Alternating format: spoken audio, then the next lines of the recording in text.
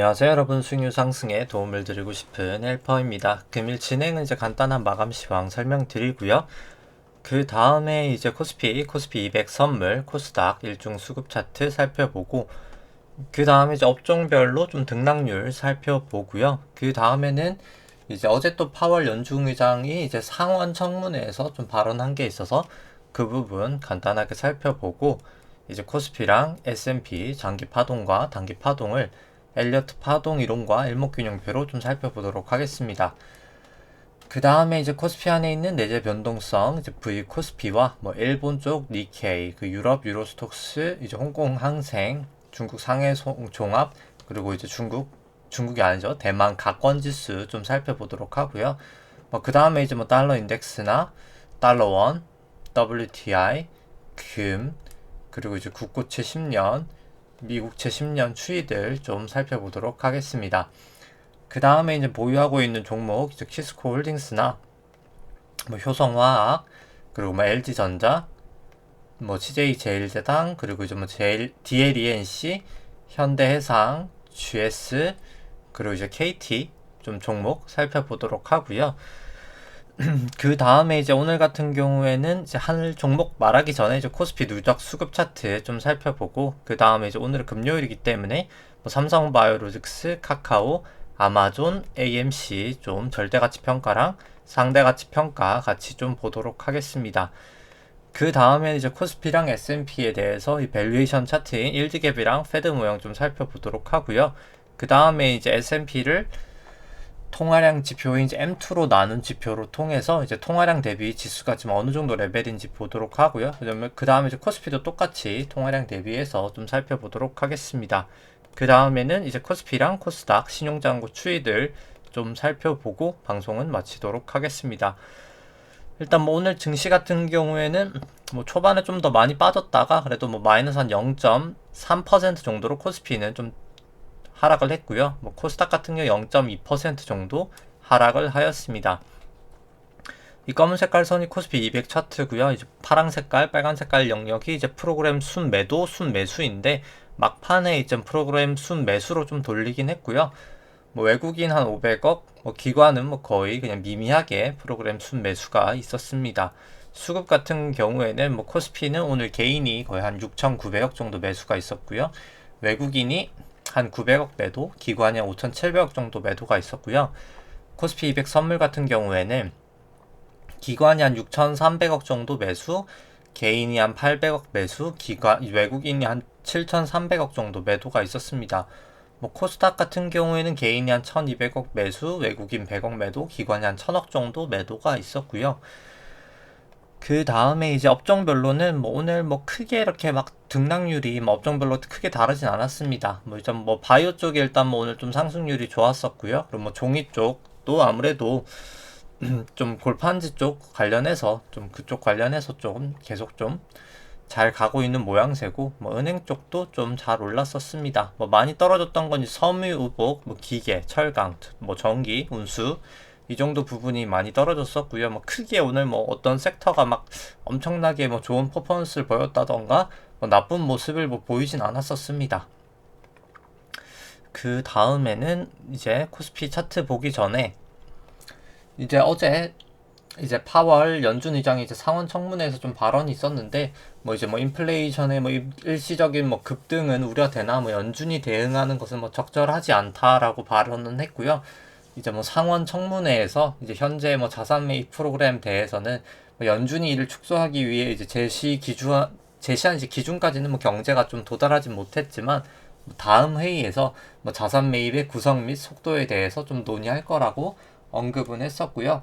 그리고 제가 리포트를 하나 보여드릴게요. 이제 리포트, 이제 KB의 이제 이은택 연구원 분이 쓴 리포트인데, 뭐 되게 좀 공감이 가더라고요. 저 같은 경우에. 한번 보시면은, 미리 준비했던 건 아니었는데, 한번 보시면은, 이제 뭐 두 가지 이견이 있는데, 이분도 이제 좀 설득력이 없다고는 생각하시는 것 같더라고요. 이제 인플레는 일시적. 뭐 저도 일단 단기적인 이 원자재발 인플레이션은 일시적이라고 생각합니다.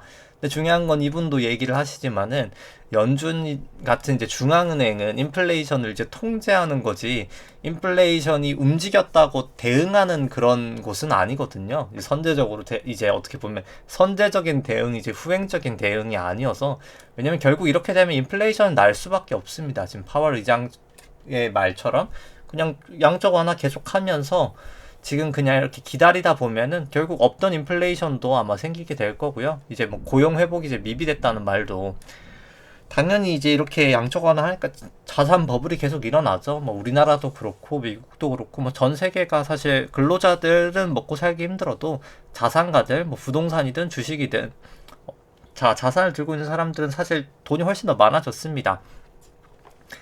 근데 이제 대부분 이제 미국 같은 경우에는 또 금융 자산에 투자되는 게 상당히 많거든요. 우리나라는 뭐 한 30%도 안 되지만 미국은 60, 70% 되기 때문에 사람들이 점점 이제 일을 해야 될 이유도 줄어들긴 합니다. 이렇게 돈을 풀면 풀수록 재정 정책도 그렇고 통화 정책도 그렇고요. 뭐 그렇기 때문에 사실 되게 모순적인 말을 저도 지금 한다고 생각을 하는데 이제 궁극적으로 이제 예전에 영상에 좀 올렸었던 것 같은데 이제 인플레이션 관련된 영상에 이제 뭐 사실 중앙은행도 저는 뭐 인플레이션을 궁극적으로 좀 야기시키려고 하는 게 아닌가라는 생각은 합니다.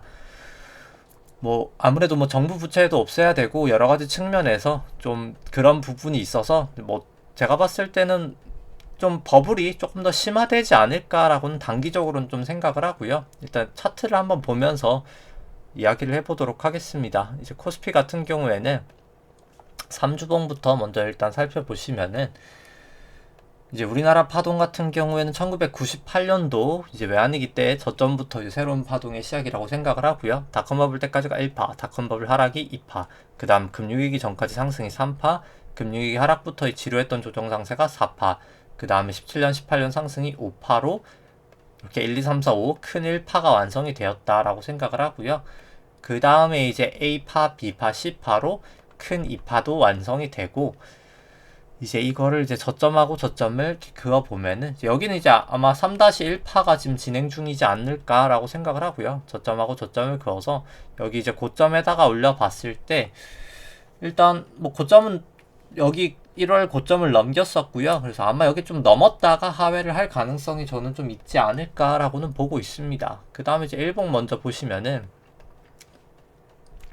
일봉상 이제 3-1파가 여기 3-1파의 1파가 여기까지고 여기가 2파, 여기가 3파, 여기가 4파이고 그 다음 마지막 5파가 여기 1, 2, 3, 4 그 다음에 여기가 이제 5에 5에 그 다음에 1파, 2파 여기가 이제 3에 또 1파, 3에 2파 하고 지금 3에 3파에 진행 중이지 않을까라고 보여지고요. 뭐 오늘 뭐 소폭 하락은 했지만 아직 전환선 기준선 위에 있고 뭐 26일 횡스팬도 호전되었기 때문에 9일만 역전되었기 때문에 뭐 아직까지는 추세는 상승으로 보는 게 더 맞지 않을까라고 생각은 합니다. 그리고 일단 뭐 주봉으로 한번 보면은 이제 뭐 매일 같은 얘기지만은 이제 이 저점부터 여기까지가 이제 65주 변화일이 있었었는데 65 변화일을 뭐 그냥 문제 없이 넘겼기 때문에 뭐 위로 조금 더 가지 않을까라고 보여지고요. 그 다음에 이제 76 변화일이 오고 33 변화일이 오는데 딱 공교롭게도 이 주가 딱 그 잭슨홀 구간이거든요. 아마 이때 좀 테이퍼링 발표하거나 아니면 테이퍼링 언급하면서 증시가 좀 빠지지 않을까라고는 생각을 합니다. 아마 여기가 이제 고점이거나 여기가 저점이거나 될 것 같은데 일단 뭐 주봉상으로도 전환선 부근에선 계속 좀 지지를 보이고 있긴 해서 아무래도 여기가 그냥 고점이 되지 않을까라고는 생각을 합니다. 근데 뭐 다만 이렇게 다이버전스가 나는 거는 결국 계속 좀 주의를 해야 될 것 같고요. 뭐 제가 단기적으로는 조금 올라간다라고 보여지지만은 충분히 지금 과열됐고 언제든 무너져도 이상하지 않은 구간이다라고는 생각을 합니다. 뭐 조금 더 올라가는 걸 먹을 수는 있겠지만은 일단 항상 좀 탈출 버튼을 이제 누를 준비는 한 상태로 이제 조금 대응을 해야 될 필요가 있지 않나라고 생각을 하고요. 그 다음에 이제 뭐 분봉을 봤을 때는 120분봉을 봤을 때는 이제 어제 딱 120분봉이 딱 넘길랑 말랑 구름대를 넘길랑 말랑 했었는데 결국 넘기지 못하고 오늘 밑으로 빠졌다가 그래도 시간이 지나서 결국 다시 넘겼고요. 일단 뭐 하락을 했다가 다시 좀 되돌리면서 이제 뭐 전환선, 기준선, 뭐 26일 횡스팬 뭐 다 호전됐기 때문에 여기 이제 구름대만 딱 벗기고 나면은 뭐 조금 더 상승 추세로 볼 수 있지 않나라고 생각을 합니다. 그리고 좀 더 긴 추세로 봤을 때 이제 120분봉으로 봤을 때 뭐 특히 이거는 이제 코스피 200일 때 이긴 한데요. 보시면 코스피 200 같은 경우 이 120분봉으로 봤을 때 여기를 항상 좀 지지를 했었거든요. 어차피 선물하시는 분들은 코스피 200을 많이 볼 테니까 여기 이제 작년 10월 부분에도 딱 200을 살짝 뚫렸다가 결국 여기서 지지받으면서 반등을 했었고요. 그 다음에 이제 이때가 이제 5월 때죠. 5월 때도 딱 여기서 지지하고 반등을 보이고 그 다음에 이번에도 이제 7월 9일 날도 딱 반등을 하고 보였기 때문에 결국 이제 이왕 이렇게 된 거 그냥 숏을 친다라고 생각을 하면 종가 기준으로 확실히 240일 코스피 200이 하회하면 그때는 정말 이제 하방이구나. 이제 추세선이 이제 200일 이동평균선으로 보이죠. 240분봉에서 여기를 좀 깨지면 조금 위험하다, 뭔가 이상하다라는 이제 시그널로 좀 받아들이는 그런 지지선 라인으로 좀 생각을 하면 좋지 않을까라고는 생각을 합니다. 뭐 240분봉으로 봤을 때도 26일 횡스팬 빼고는 이제 뭐 구름대 빼고는 일단 호전돼 있기 때문에 전환선 기준선 호전돼 있어서 뭐 하락 추세라고 말하기는 애매하지만 이제 말하기보다는 뭐 상승 추세라고 하기도 좀 애매하긴 한데 일단 그래도 추세가 전보다는 좀 개선이 됐다라고는 보여지고요. 뭐 따라서 저는 조금 더 올라갈 수 있다고는 보지만 뭐 충분히 좀 조심해야 되는 그런 구간이다. 뭐 거의 이제 어깨 위로 지금 증시는 와 있다라고 생각을 합니다. 그 다음에 이제 S&P 같은 경우에는 3주봉으로 보시면은 이제 2009년도 2008 금융위기 바닥부터 새로운 파동이 시작이라고 생각을 하고요. 여기까지가 1파, 여기가 2파, 여기가 3회, 3회, 3회, 3, 3에서 3회, 5로 3파. 그 다음에 여기가 4파, 그 다음에 이제 여기가 5파라고 생각을 하고요. 이제 2파랑 4파 저점을 그어서 3파 고점에다가 올려놓으면 채널링을 할 수 있는데 뭐 이렇게 고점하고 고점이 닿아지는 걸 봤을 때도 채널은 유효한 것 같고요. 이제 여기가 이렇게 하락하고 나면은 조금 더 가파르게 떨어지지 않을까라고는 생각을 합니다. 그 다음에 이제 일봉으로 보시면은 여기가 이제 1파, 여기가 2파, 여기가 이제 3파, 여기가 4파이고 그 다음 여기가 이제 마지막 5회 1파, 2파, 여기가 이제 3파 좀 확대해서 보시면은 여기가 이제 4파 나오고 여기가 이제 1, 2, 3, 4, 5로 마지막도 5회 1파, 5회 5회 1파 여기가 2파고 여기가 이제 3파 진행 중이지 않나라고는 생각을 합니다. 일단 뭐 아직까지는 이제 뭐 미국 쪽이 약간 좀 MACD 이런 건 좀 과열을 좀 보이고 있긴 한데 뭐 아직까지는 전환선에서 좀 지지를 보이고 있긴 하고요. 뭐 다 호전돼 있기 때문에 뭐 특별히 뭐 일단 추세상으로는 문제는 없어 보이고 그 다음에 이제 뭐 120분봉으로 봤을 때는 일단 뭐 기준선 부근까지 좀 와 있는데 일단 뭐 여기를 좀 넘기냐 마냐가 좀 관건일 것 같습니다. 26일 프랭스팬은 좀 돌파를 해서 좀 긍정적이게 됐고요. 향후에 역전되지 않고 계속 좀 이 추세대로 올라가야 될 것 같은데 뭐 일단 뭐 그렇게 나쁜 추세는 아니라고는 생각합니다. 이제 기준선만 넘어가면요. 가장 좋은 건 일단 이 구름대를 좀 넘겨야 될 것 같고요. 결국 이 구름대를 먼저 넘기냐, 이 전환선을 먼저 밑으로 하회하냐의 문제일 것 같습니다.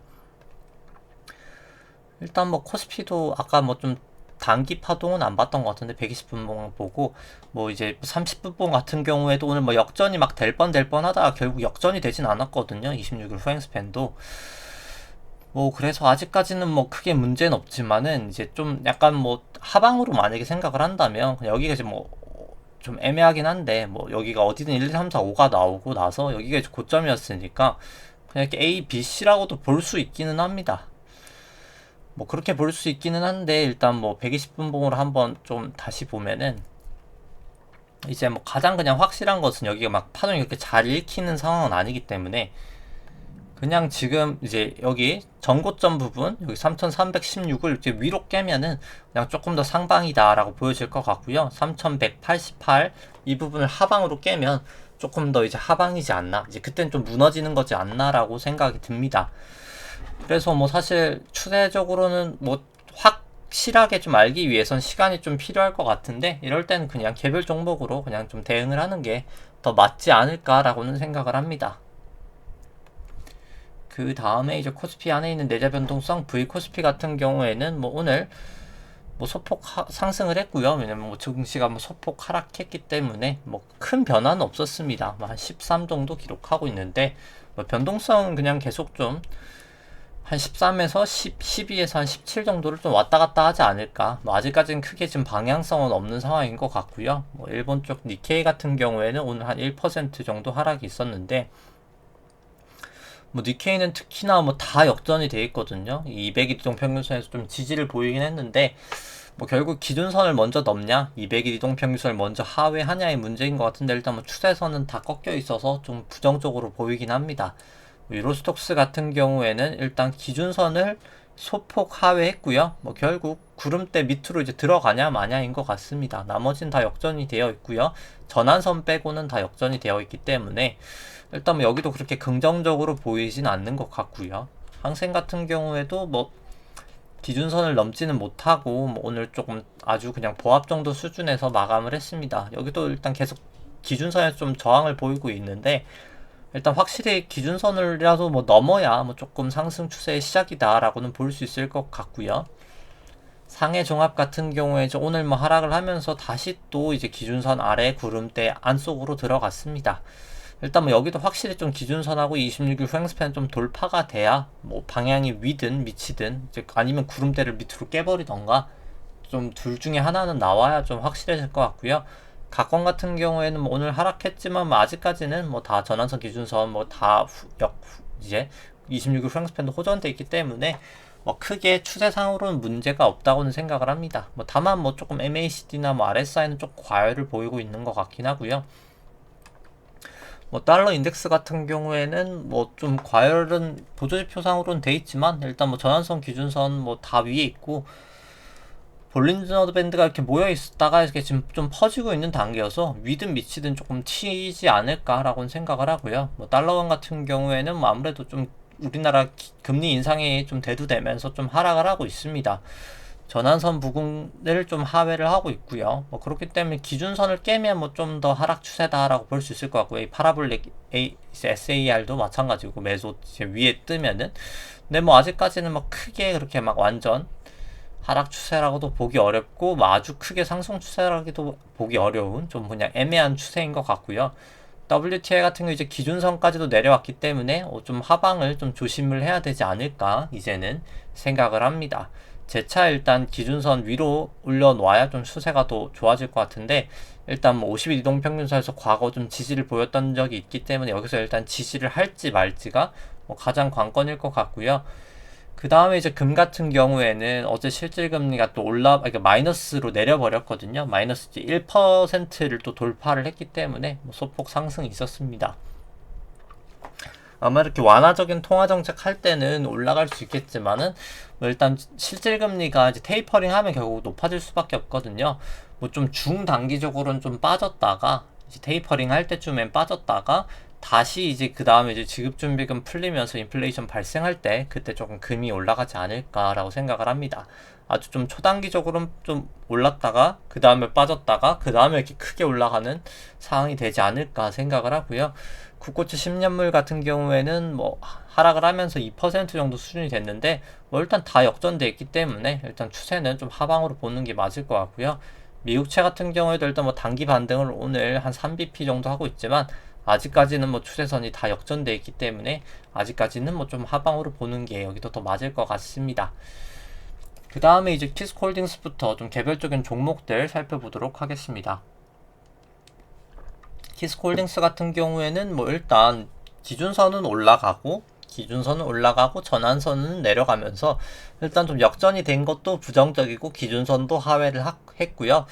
일단 결국 여기 50일 이동평균선이 지나가는데 검은 색깔 여기를 이제 좀 지지를 하고 반등을 하냐 마냐가 뭐 일단 단기적인 추세에 가장 중요할 것 같습니다. 아직까지만 26일 후행스팬은 역전되지 않았고요. 그리고 이제 볼린저 밴드도 여기도 상당히 모여 있어서 뭐 곧 위든 밑이든 좀 튈 것 같습니다. 그리고 뭐 주봉상으로 봤을 때도 일단 뭐 MACD나 RSI 봤을 때 다 과열된 모습이 나타나고 있긴 하고요. 근데 뭐 일단 8월 이제 16일 날 실적이 아마 늦어도 그때 나올 텐데 뭐 일단 실적은 좋아서 2분기 때는 아마 좀 올라가지 않을까. 이제 2분기 실적 나오면은 뭐 그렇게는 생각을 하고요. 뭐 현재 주가 한 2만 원 정도 되는데 뭐 내재 가치 상으로는 한 6만 5천 원까지도 올라갈 수 있는 주식이라고는 생각을 합니다. 네, 다만 뭐 단기적으로는 막 엄청 나쁘지도 엄청 좋지도 않은, 아직 지금 당장은 좀 횡보하면서 그냥 조금 방향성을 좀 위든 아래든 좀 찾아가는 그런 단계다라고 보여지고요. 효성화 같은 경우는 이제 오늘 뭐 급등을 하다가 한 6% 급등을 하다가 마이너스, 이제 종가로 사실 최저점이네요. 종가로도 최저점까지는 아니지만 뭐 거의 최저점 수준에서 아주 이제 장대 음봉으로 맞췄습니다. 이제 장악형이죠. 앞에 있는 캔들을 다 장악해버리는 이제 장악형 음봉으로 마감을 하였습니다. 뭐 그래서 이제 RSI 같은 경우도 사실 매도 시건을 나타내고 오늘 뭐 거래량도 상당히 많았기 때문에 뭐 사실 파는 게 맞았다라고는 생각을 하고요. 이제 뭐 이제 정확하게는 여기 볼린저 밴드 이탈할 때 좀 팔고 전환선까지 이제 하회를 했기 때문에 파는 게 맞는데, 뭐 그럼 이제 당신은 팔았냐, 뭐 너는 팔았냐 라고 생각을 해보면 저는 팔진 않았습니다. 뭐 사실 제가 막 이렇게 종목 설명하면서 어떻게 보면은 제가 되게 액티브하게 한다라고 생각하실 수도 있겠지만, 제가 원래는 사실 되게 좀 느릿느릿하게 그냥 사놓고 기다리긴 하거든요. 뭐 오래 기다릴 때 그냥 한 종목에 제가 막 한 3년, 4년, 5년 막 그냥 기다릴 때도 있어서. 근데 뭐 사실 그게 막 그렇게 좋은 것 같진 않고, 올라가는 종목은 그렇게 기다려도 되는데 내려가는 종목은 그렇게 기다릴 필요는 없긴 하거든요. 근데 뭐 효성화 같은 경우에 물론 그냥 차트만 봤을 때는 이 정도면 막 그렇게 안 좋아, 캔들로만 봤을 때는 안 좋아 보이는 건 사실이긴 한데요. 그리고 아마 뭐 이게 하락하는데 뭐 직접적인 요인은 아니었을 것 같은데, 이제 베트남 공장 같은 경우가 이제 뭐 부품 문제로 아마도 정확하게 확인 안 되는데 한 3, 4주 정도는 이제 공장이 이제 좀 가동이 못 한다고 하더라고요. 근데 일단 뭐 그 부분은 뭐 이전부터 이제 사실 나왔던 이슈여서 뭐 그것 때문에 지금 갑자기 좀 떨어졌을 가능성은 없어 보이고, 물론 이제 뭐 그게 조금 더 훨씬 더 길게 이제 지연이 된다라고, 만약에 제가 지금 모르고 있는 상황이다라고 하면 얘기가 달라지겠지만, 뭐 그냥 아직까지 풀린 이슈만 봤을 때는 뭐 크게 이제 내재 가치는 문제 없고 아직 뭐 기준선도 깨지진 않았기 때문에, 일단 뭐 기준선이 깨지지 않는 이상 기준선도 이제 방향이 조금 올라갈 거거든요. 물론 뭐 조금이긴 한데 이제 물론 기준선 올라가는 방향은 이제 한 이 정도까지 와야 올라가긴 하겠네요. 살짝은 올라갈 거긴 하기 때문에 그냥 기준선 깨면은 뭐 매도를 하자, 뭐 그런 마음으로 일단 들고 있습니다. 근데 물론 뭐 지금 추세가 좋냐라고 하면 뭐 그렇게 엄청 좋은 건 아니긴 하고요. 근데 일단 뭐 주봉으로 봤을 때 아직까지는 파라볼릭도 매수 시그널이고 MAC도 아직 이제 딱 매수 시그널 나오긴 해가지고, 일단 뭐 전고점 딱 돌파하자마자 이렇게 빠진 게 그렇게 긍정적인 것은 아니기는 한데, 뭐 좀 단기적으로는 좀 살짝 뺐다가 뭐 기준선이나 이 구름대 바닥 정도에선 좀 반등을 할 확률이 높지 않을까라고는 생각을 합니다. 뭐 왜냐면 일단 뭐 효성화학도 뭐 펀더멘털적인 측면에서 그 공장만 큰 하자가 지금 더 이상 발생하지 않는다고 하면은 뭐 주가 한 42만 원 정도에다가 뭐 성장률, 할인율 이렇게 설정을 하고 투자 금액 뭐 2천억 정도 해서 실적 전망치를 뭐 이 정도 생각을 했을 때 그래도 뭐 130% 상승하는 96만 원 정도 내재 가치가 있는 종목이라고 생각을 하기 때문에, 뭐 결과적으로 이제 퍼도 그렇게 되면은 뭐 한 5배 정도까지 내려가거든요. 그렇기 때문에 뭐 충분히 내재 가치는 있는 종목이라고 해서 일단 조금 더 지켜보자라고는 생각을 하고 있습니다. 뭐 그래서 뭐 기준선 깨지면, 아니 뭐 구름대 바닥 정도 되면 좀 매도를 하자라는 생각으로 일단 뭐 오늘 굳이 뭐 매도는 하지 않았었고요. 물론 뭐 가장 좋은 건 여기 고점에 팔았으면 가장 좋았겠죠. 근데 이제 사실 차트라는 게 후행적인 게 어느 정도는 가미가 되거든요. 이게 예측하는 건 어떻게 보면은 진짜 엘리어트가 잘 맞을 때는 예측이 진짜 잘 되고요. 그때 뭐 저도 지금은 이제 엘리어트 파동이 그렇게 잘 딱 읽혀지는 파동은 아니어서 뭐 지금은 사실 크게 움직임을 하고 있지 않은데, 엘리어트 파동 이론은 진짜 딱 정확하게 잘 맞는 그런 구간이 있습니다. 이제 그럴 때 조금 한 방을 거르는 이제 어떻게 보면 옵션이나 이런 걸로 그때는 좀 그렇게 플레이를 하는데, 일단 뭐 여기 같은 경우에는 뭐 일단 그냥 후행적으로 조금 종목 같은 경우는 뭐 해야 되지 않을까라고는 생각을 하고요. 그 다음에는 이제 LG전자 같은 경우에는 뭐 오늘 뭐 소폭 하락은 하였습니다. 근데 좀 애매하게 가고 있죠. 여기도 뭐 좀 추세가 막 그렇게 뚜렷하게 나타나지고 않고 있습니다. 그래서 뭐 이 종목도 그냥 구름대 이렇게 깨지면 매도를 해야 되겠다라는 마음을 가지고 있는데, 뭐 일단 위로 뭐 기준선을 넘어가면 가장 좋을 것 같기는 하고요. 그래서 뭐 일단 좀 여기도 지켜보고 있어야 되지 않을까라고는 생각을 합니다. 뭐 그냥 내려가면 팔아야 된다라고 생각을 하고 있고요. 뭐 올라가면 그냥 들고 가면 될 것 같고, 뭐 LG전자 같은 경우에는 뭐 오늘 주가가 한 16만 원에다가 뭐 성장률이나 실적은 이 정도 나온다라고 추정을 했을 때 뭐 주가가 한 32만 원 정도까지 100% 정도 상승할 수 있는 여력은 있다라고 생각은 하고요. 그 다음에 제일제당 같은 경우는 이제 오늘 뭐 사실 양봉이 나왔다가 막판에 이제 돌아가면서 뭐 음봉이 뜨긴 했습니다. 한 0.9% 정도 상승은 했지만 이제 음봉으로 마감은 했고요. 그래서 뭐 아주 좋지도 뭐 나쁘지도, 그래도 뭐 나쁜 편은 아니긴 합니다. 왜냐면 26일 프랭스팬도 이제 곧 있으면 호전되기 때문에 내일 되면 아마 호전이 될 거거든요. 이제 다음 주 월요일이 되면은.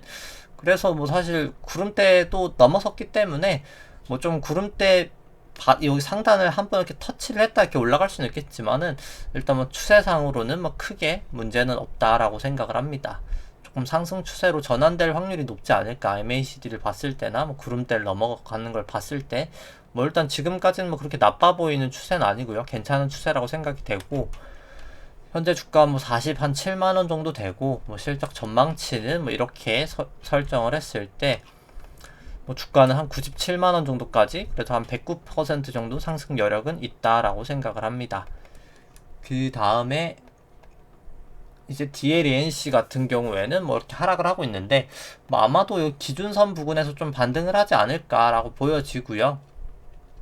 MACD나 RSI도 이렇게 좀 빠지고 있습니다. 그래서 뭐 일단 좀 기다리고 보고 있고요. 이 종목 같은 경우에도 뭐 DLENC 같은 경우에는 현재 주가 한 15만원 정도 되고, 뭐 실적 전망치 이 정도로 설정을 했을 때 뭐 거의 296% 정도 상승 여력이 있기 때문에 충분히 뭐 내재 가치는 있다라고 생각을 하고, 뭐 이제 배당은 10%, 자사주 매입 5% 한다고 공시를 했기 때문에 뭐 거의 우선주 기준으로 치면은 뭐 배당이나 뭐 자사주 매입 합치면 한 6% 정도가 넘거든요. 뭐 그래서 여기도 이제 밸류에이션 매력은 충분히 있는 종목이다라고는 생각을 합니다. 그 다음에 이제 현대해상 같은 경우에는 뭐 오늘 그냥 보합으로 끝이 났고요. 근데 뭐 그럼에도 불구하고 뭐 아직까지 뭐 저한선 기준선 다 이제 넘어서고 26일 프랭스팬까지도 호전됐기 때문에 뭐 크게 이제 문제는 없다고 생각을 합니다. 그리고 뭐 매수를 했던 가장 큰 원인은 여기도 이제 구주봉이 딱 MACD 매수 나오고 9일 프랭스팬 호전되고 전환선 넘고 구름대까지 안으로 들어왔기 때문에 뭐 저는 좀 중기적으로 좀 올라갈 수 있지 않나라고는 보고 있고요. 이제 상대가치 평가로 살펴보더라도 현대해상 같은 경우가 이제 파란색이 주가고요. 이제 왼쪽 색깔이 주식 안에 있는 기대 수익률인데, 높을 때 저평가, 낮을 때 고평가입니다. 뭐 지금 상당히 그래도 저평가 구간에 머물러 있다라고 생각이 되고요. 그 다음에 이제 뭐 GS 같은 경우가 좀 가장 애매한데, GS 같은 경우는 이제 뭐 다 역전이 돼버렸죠. 이제 구름대까지도 종가 기준으로 완벽하게 이탈을 했습니다. 그래서 막 되게 고민을 했었는데, 왜냐면 이제 WTI도 사실 기준선이 깨버렸고요. 뭐 그래서 고민을 했었는데, 이게 뭔가 좀 약간 이렇게 사람의 미련을 가지면 안 되는데 약간 좀 미련을 갖게 되긴 하더라고요.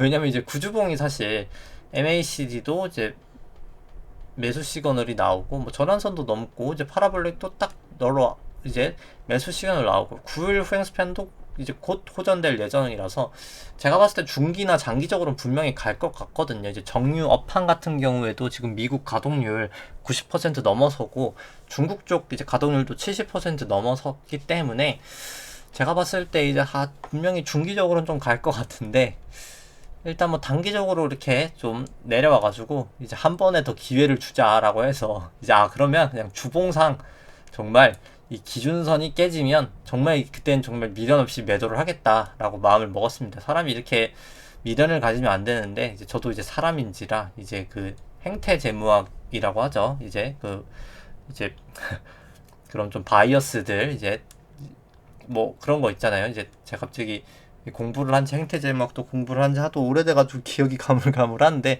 뭐 확증 편향이라는 것도 있고 뭐 되게 여러 가지가 있거든요. 이제 뭐 그래서 뭐 올라간 주식은 되게 쉽게 팔고 내려간 주식은 쉽게 못 판다.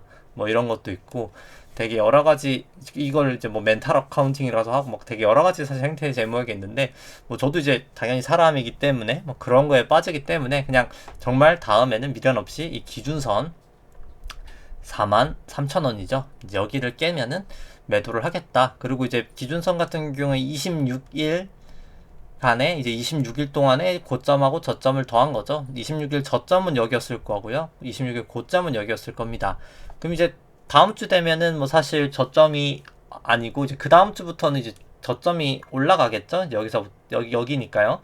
뭐 그렇기 때문에 이렇게 쭉쭉 올라갈 거기 때문에 일단 뭐 한 1, 2주 지켜보면은 여기 이제 기준선을 깨지 않더라도 아마 좀 방향성이 나오지 않을까. 이제 밑으로 얘가 직접 가서 깨지 않더라도 일단 뭐 그 전에 올라가지 않으면 그냥 다른 주식으로 좀 리밸런싱을 해야 되지 않을까라고 보여집니다.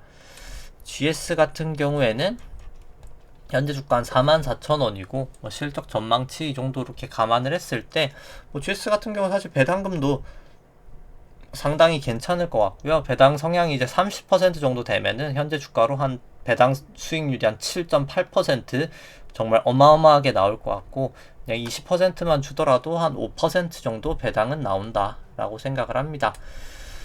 내재 가치는 10만원 정도까지 가면은 한 130% 정도 올라갈 수 있는 내재 가치는 보유하고 있는 주식이다 라고 생각이 되고요. 그 다음에 KT 보시면은 뭐 KT도 요즘에 흐름이 괜찮은 것 같습니다.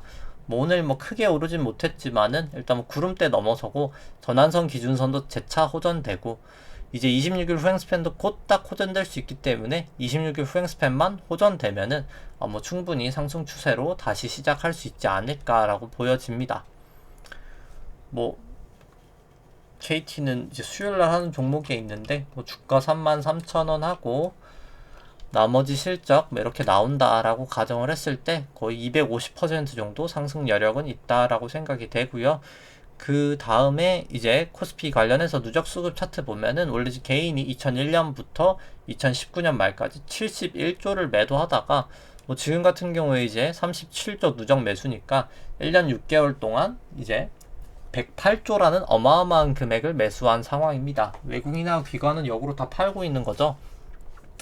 그리고 외국인은 사실 선물로 이 증시 올라가는 걸 따라 올라갔기 때문에 선물은 이제 만기가 있기 때문에 만기가 지나면 사라지죠. 그렇기 때문에 개인들은 이렇게 주식 올라갈 때 점점 몸이 이제 무거워지고 있지만 하락할 때 사실 손해를 볼 수 있는 포지션이 되는 거죠. 근데 이제 외국인 같은 경우는 점점 이익은 받지만 몸이 가벼워지고 있는 상황이어서 좀 사실 좀 조심할 단계는 점점 오고 있지 않나라고 생각을 합니다. 그 다음에 이제 오늘 금요일 날 삼성바이오로직스, 카카오, 아마존, AMC 종목들 한번 살펴보도록 하겠습니다. 삼성바이오로직스 먼저 보면은 현재 주가 뭐 90만원 정도 되고요. 뭐 캐펙스 전망치나 이제 실적 전망치는 이렇게 된다라고 가정을 했을 때 뭐 상당히 다 높게 했습니다. 2020년 영업이익 2,900억 정도 되는데 2023년 거의 6,000억 정도까지 나온다라고 설정을 했고요. 그럼 가정을 했을 때 이제 주가가 한 15만원 밖에 적정 가치는 안 나옵니다. 아무래도 뭐 미래에 이제 5공장, 6공장, 7공장 가동하는 것까지도 다 가만히 돼 있다라고 생각을 하고요, 주가에. 그렇기 때문에 뭐 사실 그 공장들이 다 가동이 된다고 하더라도 적정 가치가 돼버리기 때문에 뭐 지금 당장 뭐 저는 그렇게 이제 사실 밸류에이션 메리트는 조금 없지 않나라고는 생각을 합니다. 현재 주가랑 좀 밸류에이션 괴리는 조금 커 보인다라고 생각은 하고요. 뭐 상대가치 평가를 봤을 때는 이제 뭐 워낙 그냥 항상 고평가였었기 때문에 이 부분 빼고 이제 2019년 8월 이 부분 빼고는 이때는 좀 싼 편이었는데요. 지금은 그냥 계속 고평가인 구간에서 그냥 유지되고 있다라고 보여지고요. 그 다음에 차트 보시면은 근데 다만 일단 뭐 차트는 조금 괜찮더라고요. 이제 사실 왜냐면 이제 전환선 기준선 딱 올라서면서 9일 26일 횡스팬 다 호전되면서 딱 올라가고 있기 때문에 차트만 보고 투자한다라고 하면 충분히 지금 살기에 괜찮아 보이는 차트다라고는 생각을 합니다. 그 다음에는 뭐 이제 카카오 보시면은 뭐 카카오 현재 주가 뭐 한 16만원 정도 되고 그 다음에 이제 뭐 나머지 실적 전망치들은 다 매우 높게 설정을 했을 때 뭐 23년도 영업이익 거의 1조 4천이죠. 작년도 영업이익이 4천억이었는데 뭐 거의 3배 정도, 3배 이상이죠. 3배 이상 늘어난다라고 이제 실적 전망치를 했을 때, 뭐 그랬을 때 이제 한 33% 정도 상승 여력이 있다 나옵니다. 한 21만 원까지. 근데 이제 뭐 제 계산치가 당연히 정확할 수가 없겠죠. 그래서 저 같은 경우 한 플러스 마이너스 30% 정도는 일단 오차 범위 내다라고 생각을 했을 때, 뭐 그냥 지금 주가가 그냥 적정 주가다라고 보여지고요. 저렇게 실적이 나온다라고 가정을 했을 때, 카카오 같은 경우에도 뭐 그냥 상대가치 평가로 봤을 때 현재 주가 워낙 많이 급등을 했기 때문에 이제 뭐 밸류에이션 메리트는 과거 대비해서는 상당히 좀 높아졌다라고 생각을 합니다. 물론 뭐 2016년 정도까지는 아니지만 좀 밸류에이션 부담은 있어 보인다라고 생각은 해보고 보이고, 그 다음에 이제 뭐 카카오 같은 경우에는 뭐 차트가 일단 볼린저 밴드가 상당히 모여 있어서 여기는 이제 곧 사실 머지않아 위든 위치든 좀 튈 것 같다고 생각을 합니다. 일단 뭐 올라갈 수도 있으니까 뭐 저 같은 경우에 뭐 사실 이 정도 밸류에이션 그래도 좀 많이 와 있으면은, 왜냐면 이제 실적이 1조 2천까지 했는데 1조 2천이 안 될 수도 있잖아요. 이제 사실 이제 추정치를 사용한다는 것 자체가 좀 불확실성이기 때문에, 왜냐면 이제 과거에 나왔던 그냥 실적이 그냥 그대로 나온다가 아니라 앞으로 더 좋아질 거예요 라는 실적이기 때문에 뭐 그냥 제 성향이면 좀 매도를 했을 것 같은데, 여기서 이렇게 장대 양봉, 음봉 나올 때 밸류에이션 부담이 있는 종목 같은 경우에는, 근데 일단 뭐 지금 당장 일단 뭐 기준선을 깬 건 아니기 때문에 그래도 난 조금 더 들고 가고 싶어 라고 하면은 그냥 기준선 이렇게 깨지면 그때 좀 매도를 하시면 되지 않을까라고는 보여집니다. 뭐 전환선 위로 올라가면은 뭐 그때 사실 매도하실 필요는 없을 것 같고요. 이제 어느 정도 일정 부분 내려가는 추세가 나오는 걸 보고 뭐 그때 매도를 하시는 게 좀 더 맞지 않을까라고 보여집니다. 그 다음에 이제 아마존하고 AMC 보면은, 아마존하고 AMC 보시면은 뭐 아마존 같은 경우에는 뭐 그때 고점 치고 한번 빠지면서 일단 뭐 전환선은 하회를 하였고요. 뭐 그렇기 때문에 이제 뭐 MACD나 RSI도 뭐 계속 좀 과열 신호를 보내고 있습니다. 근데 뭐 일단 아직까지는 전환선만 깬 거라서 막 그렇게 엄청 하락 추세라고는 볼 수 없지만, 여기도 그냥 또 기준선이 깨지면 좀 위험할 것 같고요. 결국 이제 기준선이 깨지냐 마냐를 좀 지켜봐야 될 것 같습니다.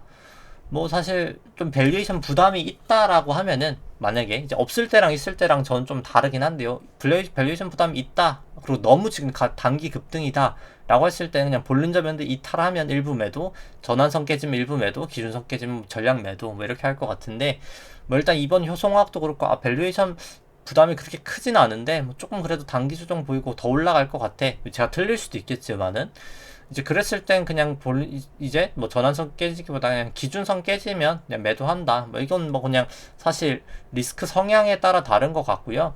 뭐 꼭 예를 들어서 아마존이 뭐 예를 들어서 제가 밸류에이션 부담이 좀 있는 것 같은데 라고 해서 볼린저 밴드 이렇게 하단을 했는데 뭐 그 다음날 이렇게 급등할 수도 있잖아요. 뭐 결국 이게 확률의 문제인 거여서 차트 같은 경우에는 일단 뭐 이거는 그냥 성향에 따라서 그냥 경험에 따라서 좀 하시는 게 맞을 것 같습니다. 꼭 뭐가 뭐 답이 있는 건 아니고요.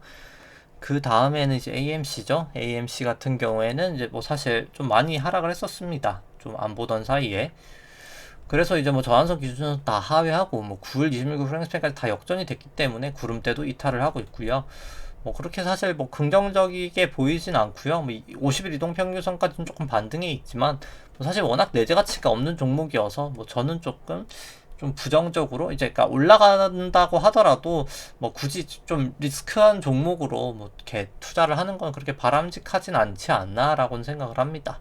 물론 뭐 이렇게 그걸로 잘하셔서 계속 돈을 잘 버시는 분이면은 뭐 제가 그거는 말리시진 않겠지만, 그냥 제가 경험한 경험상 그냥 제 성향상 뭐 저는 조금 약간 내재 가치 있고 차트도 괜찮을 때 투자하는 게 뭐 가장 좋지 않을까. 근데 이건 뭐 사실 제 성향이어서 뭐 강요를 할 수는 없는 거고요. 그냥 이렇게 시청하시는 분들이 이제 성향에 따라서, 그리고 이제 사실 본인만의 다 투자가 좀 적합한 게 있거든요. 왜냐면 이렇게 막 기준선 깨고 하는 것도 막 이렇게 잘 못 보시는 분들도 있을 거 아니에요. 이제 업무가 바쁘셔서 이제 이렇게 어떻게 보면 핸드폰을 못 하시는 분들도 있고, 아니면은 뭐 이렇게 어떻게 보면은 뭐 낮에는 좀 주무시고 뭐 밤에만 또 일을 하시는 분들도 계실 수도 있고 하기 때문에 뭐 그런 본인의 라이프 스타일이나 뭐 성향에 따라서 아니면 나는 이렇게 막 기준선 굳이 보면서 하는 거는 너무 정신적인 스트레스를 받는다라고 하실 수도 있고, 그럼 뭐 그냥 내재가치만 보셔도 되고, 뭐 그냥 각자 이제 방법대로 스트레스 받지 않고 그냥 돈을 버는 게 뭐 가장 중요하기 때문에, 뭐 왜냐면 막 이렇게 막 뭐 파동 세는 건 진짜 사실 되게 스트레스 받긴 하거든요. 뭐 저도 지금 제가 포지션이 없어서 그렇게까지 막 자세하게 보진 않는데, 이게 막 진짜 저도 자세하게 볼 때는 막 1분봉에다가 막 틱으로 막 이렇게 막 틱으로 이렇게 막 세거든요. 금액이 엄청 클 때는. 왜 뭐 사실 레버리지가 커서 워낙 큰 금액이 움직이다 보니까, 그렇기 때문에 뭐 이제 그거를 막 굳이 사실 스트레스를 받으면서 막 이렇게 해야 되나? 라는 생각을 사실 저도 가끔 할 때가 있습니다. 이게 그냥 어차피 그냥 내재가치 좋은 거 투자해서 그냥 뭐 추세만 보고 하더라도 뭐 결국은 다 이제 복리로 하면은 사실 돈이 점점 커지니까요. 뭐 한데 막 굳이 이렇게 막 스트레스를 받아가면서 해야 될까라고 생각이 들 때도 있지만, 이제 그건 그냥 사실 성향인 거거든요. 그냥 저는 그냥 그냥 해도 그게 더 재밌는 것 같다라고 해서 스트레스를 받아도 하는 건데, 그냥 이거는 좀 개개인 분들의 뭐 성향에 따라서, 그리고 좀 그 성향과 본인의 어떻게 보면 장점을 조금 맞는 방법을 그냥 좀 방송 보시면서, 제가 뭐 사실 뭐 웬만한 건 다 하잖아요. 뭐 유동성적인 측면도 이제 이야기하고, 뭐 아니면 상대가치 평가로도 얘기하고, 뭐 절대가치 평가로도 이야기하고, 아니면 뭐 차트로도 이야기하고, 여러 가지 측면에서 이야기를 하는데, 뭐 그 부분 중에서 조금 맞는다라고 이제 본인에게 좀 적합하다라고 생각하는 방식을 토대로 조금 발전해 나가시면 뭐 되지 않을까라고 생각을 합니다. 갑자기 좀 얘기가 이상한 데로 샜는데, 이제 AMC는 다 했고, 그 다음에 이제 코스피 안에 있는 이제 밸류에이션 좀 보면은, 이 파란 색깔이 코스피고요. 이제 빨간 색깔이 코스피 안에 있는 기대 수익률을 이제 9코트 10년 금리로 이제 차감을 한 수치입니다. 높을 때 저평가, 낮을 때 고평가라고 생각하시면 되는데, 뭐 거의 뭐 사실 그림처럼 움직이죠. 이게 딱 반사된 데칼코마니처럼 움직이죠. 이제 2019년 이후로는 뭐 사실 지금 밸류에이션 부담은 거의 최고치 수준입니다. 그래서 뭐 사실 지금 이미 밸류에이션 상으로는 어깨는 넘었다라고 생각을 하고요. 뭐 좀 긴 시계열로 보더라도 뭐 과거 저점까지는 아니지만은 밸류에이션 부담은 뭐 충분히 있는 구간이다라고 생각을 합니다. 그 다음에 이제 S&P랑 같이 되어 있는 걸 보시면은, 원래 이제 거의 비슷하게 움직이다가 2018년 이제 미중무역 분쟁부터 약간 조금 이격이 벌어지긴 했고요. 뭐 현재 좀 미국 쪽이 우리나라보다는 밸류에이션 부담이 조금 더 있어 보인다라고는 생각을 하고요. 뭐 가장 큰 요인은 아무래도 이때부터 또 양적 완화를 재개를 했었거든요. 그래서 그 부분의 영향이 가장 크지 않나라고 생각은 합니다. 2019년 뭐 이때부터긴 한데, 이때는 또 미중무역 분쟁이 우리나라 영향, 여기부터 이제 양적 완화의 영향이지 않나라고 생각을 하고요.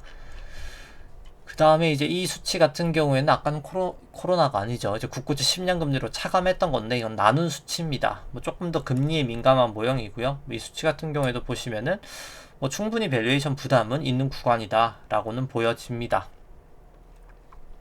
그 다음에 이제 통화량 대비해서 지수 레벨을 살펴보면은, S&P를 이제 통화량 지수 M2로 나눈 수치인데요. 원래라면 이제 시가총액을 사용하는 게 더 정확한데, 제가 시가총액은 데이터를 구할 수가 없어서 S&P는 그냥 S&P 지수 자체로 이제 만들어 본 겁니다. 이게 높을 때 유동성 대비 고평가, 낮을 때 저평가라고 생각하시면 되고요. 뭐 현재는 이제 닷컴 버블 이후로 뭐 사상 최고치입니다. 그래서 사실 통화량 대비로도 충분히 증시는 고평가가 되어 있다라고 보여지고요. 한국 같은 경우도 뭐 사실 보시면은 최고치까지는 아니지만 거의 최고치 구간이거든요. 뭐 그렇기 때문에 충분히 밸류에이션 부담은 있는 구간이다 라고 한국이나 미국이나 다 생각이 됩니다. 그 다음에는 이제 신용잔고 추이들 좀 보도록 하겠습니다. 뭐 내려가는 김에 이제 코스피 퍼 같은 경우 이제 트레일링 퍼고요. 뭐 실제로 리딩으로 보면 한 10일 정도 보통 증권사에서 전망은 하고 있습니다. PBR이고요. 뭐 PBR도 뭐 사실 지금 과거 대비해서는 상당히 높은 수준이죠. 뭐 그냥 과거 정도 수준이다 라고 보시면 되는데, 뭐 그렇게 과거보다 수익성이 그렇게 또 좋은 것도 아니기 때문에 뭐 밸류에이션 부담은 좀 있는 구간이다 라고는 보여집니다. 신용잔고 보시면은 이제 코스피 코스닥 합산 신용잔고 같은 경우에 24조 5천억 정도 뭐 계속해서 사상 최고치 수준을 유지하고 있고요. 뭐 절대적인 수치를 보더라도 과거 대비해서 상당히 증가하신 걸 볼 수 있습니다. 신용잔고를 코스피 시총으로 나눈 수치도 뭐 사상 최고치 수준이고요. 조금 더 짧은 시간으로 보면은 일단 조금 쳤다가 이렇게 조금 하락은 하고 있습니다. 코스피가 빠진 부분도 있고요. 근데 이제 또 신용잔고 증감 속도가 이렇게 하락을 하고 있는데, 하락할 때가 보통 좀 항상 좀 리스크가 있긴 했었거든요. 그래서 좀 저는 한 8월 말쯤 그때 이 잭슨홀 부근 그 주가 조금 고점일 확률이 높지 않을까. 그리고 이제 꼭 그 주가 아니더라도 조금 위험한 상황이다. 지금도 조금 이제 어떻게 보면은 그냥 버블이긴 한데 그냥 좀 그 모멘텀으로 그냥 가속도로 조금 더 올라가고 있는 장이다라고는 보여집니다. 뭐 코스닥 같은 경우에는 뭐 설명은 생략하고 데이터만 보여드리도록 하겠습니다. 뭐 따라서 오늘 이야기 드릴 거는 뭐 거의 다 드린 것 같고요. 뭐 그래서 사실 증시가 많이 왔다라고 사실 생각을 하고요. 근데 뭐 일단 변화일이나 시간상으로는 뭐 조금 더 갈 수는 있다라고는 보여집니다. 그리고 이제 뭐 오늘 금요일이니까 간만에 좀 200일 볼린저 밴드 한번 보면은, 일단 뭐 국내 같은 경우에는 200일 볼린저 밴드로 해도 뭐 그렇게 크게 뭐 그냥 안에 들어가 있기 때문에 뭐 문제는 없어 보이고요. 주봉상으로도 그냥 아마도 그냥 좀 안전하게 해보고 싶다, 좀 추세를 좀 느린 추세를 보고 싶다라고 하면은 이 주봉 200일 볼린저 밴드를 좀 보셔도 될 것 같습니다. 이걸 좀 하회하면 그때 좀 매도를 해도 괜찮지 않을까라고 보여지고요. 그 다음에는 뭐 S&P 쪽도 한번 보도록 해보겠습니다. S&P 볼린저 200으로 한번 살펴보면은 S&P 같은 경우에는 뭐 아직까지는 볼린저 밴드 넘어서진 못했었네요. 그래서 뭐 아마 이렇게 되면은 그냥 볼린저 밴드 닿이는 부분까지 달려갔다가 좀 빠질 가능성이 있지 않을까, 아니면 넘었다가 하회를 하지 않을까 라고 보여지고, 주봉상으로 한번 보면 여기도 뭐 넘어가 있네요. 근데 딱 볼린저 밴드랑 기준선이랑 지금 우리나라도 그렇고 같이 움직이죠. 미국도 그렇고. 그렇기 때문에 주봉상으로 기준선하고 볼린저 밴드를 이탈할 때는 그때는 정말 미련 없이 다 매도를 하시는 게 저는 웬만하면 낫지 않을까. 뭐 특별히 그 개별적인 종목이 정말 좋아서 뭐 그때도 이제 올라가고 있는 추세다라고 하지 않는 이상 조금 조심해야 될 필요성이 있다라고 생각을 하고요. 나스닥 같은 경우에 200일 이동평균선, 이제 200일 볼린저를 보면은 일단 나스닥이 조금 애매하죠. 이제 오늘, 이제 어제 조금 하회를 했었습니다. 그래서 오늘 이제 완전 이탈을 하느냐, 전환선이 깨지면서 그럼 여기서 그냥 다시 반등을 하느냐가 좀 관건일 것 같고요. 이 부분이 조금 약간 증시의 중요한 부분이 될 것 같습니다. 그 다음에 이제 뭐 나스닥 주봉 같은 경우에는 뭐 크게 넘어 있어서 상관은 없을 것 같고요. 아니면 이제 뭐 120분봉으로 봐도 어느 정도 잘 맞거든요. 120분봉상 여기 이탈했다가 딱 들어올 때 보시면 이렇게 깨지듯이 뭐 트레이딩 할 때 볼린저 200도 나름 괜찮은 툴이라서 뭐 좀 사용해서도 괜찮지 않을까. 그리고 뭐 나스닥 120분봉 같은 경우에는 그래도 기준선하고 50일 이동평균선에서 딱 잘 지지를 하긴 해서 뭐 여기가 이제 저 같은 경우에는 아마도 3회 1, 2 정도 나오고 3이지 않을까라고는 보여집니다. 뭐 일단 아직까지 근데 뭐 파동이 그렇게 잘 세지진 않아서 제가 뭐 확신 있게 말하기는 어렵지만은 뭐 많이 남아도 여기가 이제 C가 나오고 나서 뭐 그 다음에 이렇게 좀 올라가지 않을까라고는 보여집니다. 나와서 올라가거나 아니면 여기 그냥 ABC여서 여기가 이제 올라가는 파동이거나 라고 보여지기 때문에 일단 뭐 아직까지는 저는 뭐 조금 더 상방으로 볼 필요가 있겠지만은 일단 뭐 일봉상 기준선 깨지면은 그땐 조금 더 조심을 할 필요성이 있을 것 같고, 주봉상 기준선이 이제 깨진다라고 하면 그때는 뭐 미련 없이 매도를 하면 되지 않을까라고 생각을 하면서 이제 또 주말 잘 보내셨으면 좋겠습니다. 네, 좋아요와 구독 눌러주시면 감사하겠습니다. 이상입니다.